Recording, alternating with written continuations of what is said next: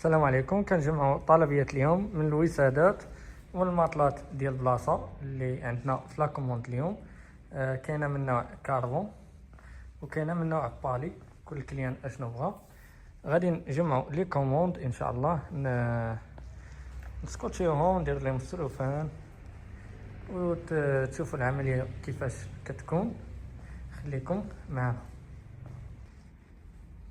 هنا سكوتشينا المخاد ودرنا لهم بطبيعة الحال السلوفان باش توصل الكوليا في يعني الايطا ديالها تكون مزيانه، ما مقيوسه ما والو.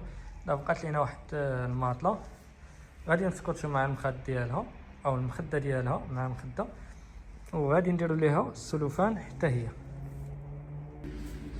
كما كتشوفوا كلشي السلوفان. هذه سكوتشينا مع مخده ودرنا ليها السلوفان باش تكون محافظه.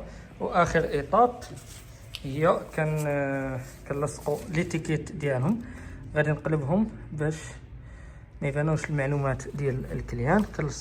كنلصقوهم عليهم بحال هاد الطريقه هكذا صافي. من بعد كيجي الليفرور كنعطيهم ليه، كنسلموهم ليه صافي، وكتمشي في طريقها ليفريزون للكليان فين كاين كل حاجه في المدينه اللي طلب لنا مولاها او مولاتها الكوموند.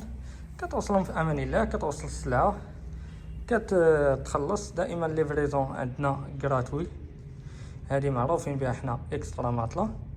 وغادي نخلي لكم النمره اللي بغى يطلب شي حاجه يتواصل معنا على النمره. وكيف قلت لكم راه التوصيل مجاني لجميع المدن المغربيه. الناس اللي عاد دخلوا جداد راه شفتوا دابا كنتوفروا على ماطلات ميديكال ديال ايطاليا والوسادات كوفرليات. انتما هذه هي النمره اللي بغى يتواصل معنا مرحبا به.